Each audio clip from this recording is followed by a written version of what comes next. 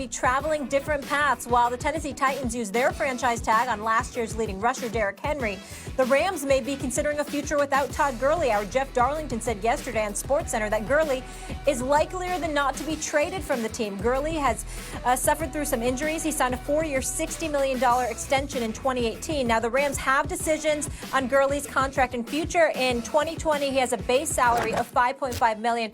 That becomes fully guaranteed. Gurley also has a $5 million 2021 roster bonus that would become fully guaranteed Friday as well. Ryan Clark back here with us. Max, does Gurley prove that the Titans made the right move with Henry? It does. I hate to say it, but it does. And any running backs watching this show, I'm sorry, man. Like, this is the way it is. This is the argument, in fact, for drafting running backs high in the draft. Saquon Barkley, Todd Gurley, Ezekiel Elliott. This is why you can, in fact, in my view, spend a high draft pick on a difference-making kind of running back. The argument against that is you can approximate that value later in the draft. And maybe you can. You know, but if you're not sure about the later guys, but you're sure about this guy, you can take him. Why? Because running back is a skills position that literally hits the ground running immediately, basically from week one. A great running back is already basically all pro. They can already help you. You're not going to waste 2-3 years developing them. Of course, they get better. Their timing can get better in different aspects of their game, but they're basically very valuable. They're not basically, they are very valuable from game one. So you're getting all that value. Then eventually it's time to pay them. Why pay them? Franchise them.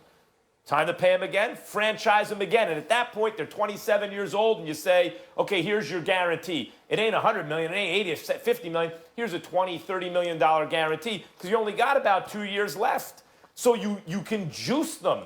I hate to say it, but it's true. How's the Gurley contract working out? It's a brutal position. Physically, he can't stay on the field, and when he is frequently, he's not the same guy. How's it working out when teams give out Le'Veon Bell, big running back contracts versus franchising them? They're going to get the best of Derrick Henry next year, and they're committed for 1 season. Derrick Henry, I hope you get your money. Running backs out there, nothing personal. I want you to get paid. But this is the reality of the way the business is structured. Running backs never really have to get that payday. At least the smart teams don't give it to them. Listen, I'm all right with that thinking, so long as we all are all right when a running back holds out.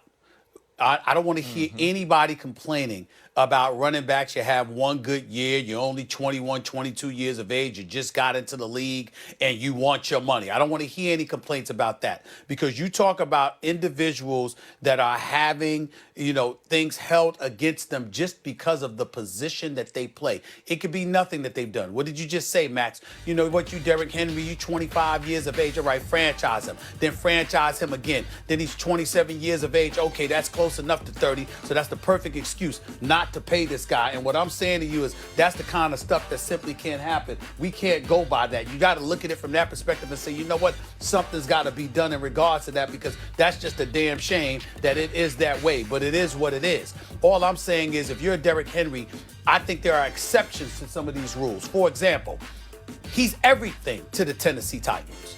There's no way on earth that Ryan Tannehill would have had the year that he had once he came in for Marcus Mariota if Derrick Henry was not there. There's just no way.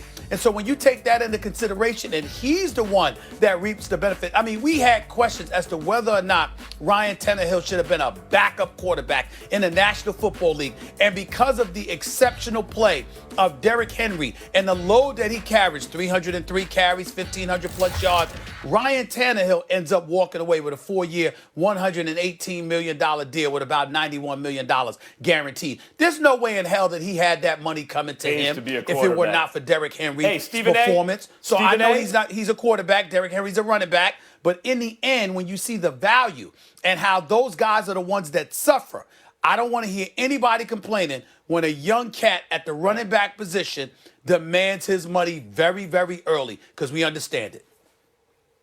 Stephen A., you're right. And RC, real quick, can we just pause for 1 second to acknowledge Stephen A., with the over-the-shoulder, the remote, Didn't miss a beat the whole time. That was smooth. Stephen A., that was smooth. That's a pro, boy. He's a true professional. Yes, I do. You know what? Yeah. I expect nothing less from Stephen A. It's not just Todd Gurley, though. It's the entire running back position. It's the way that it works right now. Let's look at the dudes who are extremely special, the Saquon Barkleys, the Christian McCaffreys. I think those are guys who are going to get money when it's time for their contracts to be renewed, because we're going to see special traits in them, much like we saw special traits in Adrian Peterson. The rest of the guys are kind of just guys, right? Look at Nick Chubb, a second-round draft pick. He's a Pro Bowler in Cleveland. Alvin Kamara, he goes in the 3rd round to the New Orleans Saints. He's a guy who's now become a perennial Pro Bowler. So you can find these players in the draft that come in right away and make a difference on your team, and they don't have to be top 10 picks, even though Christian McCaffrey was. And so in that sense, you say, okay, we can find people in the draft that help our team win football games. Now let's look at the guys that get new contracts. Todd Gurley, Ezekiel Elliott. You can also go to Le'Veon Bell. 2 of those people are not happy at all. Right? If you listen to things coming out of L.A., you listen to things coming out of New York, those are deals that many people think that they shouldn't have signed, or they shouldn't have allowed Todd Gurley and Le'Veon Bell to sign. And then you go to Ezekiel Elliott, and you look at the $90 million that he got, the 50-plus guaranteed. This is a team that doesn't make a dent in the season, even though you have the highest paid running back. And so when you look at all of these things happening, it's starting to be, this is not only a situation like quarterbacks where you say, you know what? Once you pay a quarterback that big money, you can't win, right? Because you can't put things around him. You can't build. It's also becoming that once you pay that running back that big money, one, the production doesn't match up. And even if you get production, the production doesn't bring you championships. So when you put all of that together, if we were making gumbo, that would be a terrible pot of gumbo to eat, because all it points to is that running backs shouldn't get the top dollar. Running backs should be franchise. Running backs should be people that you pay well to keep them on your team, but you don't give them top of the market money every time it's their turn. And I think Melvin Gordon got a little bit of this when he came up. He wasn't a special talent. His numbers weren't exceedingly great, and the Chargers held out on giving him money. Now he's in limbo trying to figure out what his next step is going to be. And I think we're going to see this with more and more teams. So yeah, if you're a running back, you can hold out. But at some point, you're going to have to realize this is what the value of my position is, not just this is what the value of what I bring to a team. Yeah, you're right. Hey, Ryan, you're right. Like, the running backs who wind up getting franchised a couple times, really what's getting taken away from them more than anything is the guarantee. And it's a brutal position. It's a messed up, like, job. Once upon a time, running back was the glamour spot. They made a lot of money relative to other positions. It's a bad deal now. They're very important to offenses. They're asked to do a lot of things nowadays. Their shelf life is short, and they don't get guaranteed money. But at least the ones who get franchised do get paid. If you get franchised a couple times and then guaranteed 20 or 30, when you add it all up, there might be 80, $100 million there. That's a nice career. What about the running backs who are seen as, you know what? They're not really difference makers. They're never going to get franchised or paid. You know, I think that's the wrong issue, Max. I mean, I'm not saying you're wrong about what you're saying, but I think that's the wrong issue to focus on. And hear me out, guys. We live in a day and time where obviously a level of priority has been placed on protecting the quarterback, right? We see some of the rules that have been implemented. I mean, you set up there, you pass gas, you might get you might get penalized for crying out loud. You touch them. I mean, we've seen guys that have missed the quarterback and got penalized for crying out loud. Okay, what about doing something for the running backs? And here's what I'm talking about.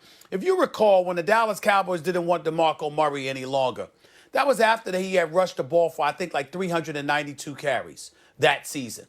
All right? This dude touched the ball so much, and then they said, okay, because of the wear and tear on you, this is not the way to go. So what would be wrong if the running back sat up there and said, you know something? Y'all should implement a system, or we shouldn't want to be a part of a system where we got to run the ball more than 220 times a year because y'all are devaluing us. Y'all are using our level of productivity against us. Derrick Henry rushed the ball 303 times. He averaged over 5 yards a carry. He rushed for over 1,500 yards, led the league in rushing, okay? And Ryan Tannehill gets paid? Right. So what's wrong with that picture? Yeah. You're right, Stephen A. There are pitch counts in baseball. There are pitch counts in baseball basically to preserve pitchers' careers. Yeah. Protect their bodies. Ryan, thank you so much for being with us. Listen, maybe Gurley will want to take his talents down to Tampa as well. Apparently, a lot of people want to head down there that way now. Ryan, we'll talk to you soon. Go to when we Pittsburgh. come back, another LSU Tiger. Yeah, you guys certainly don't have Bell anymore. We'll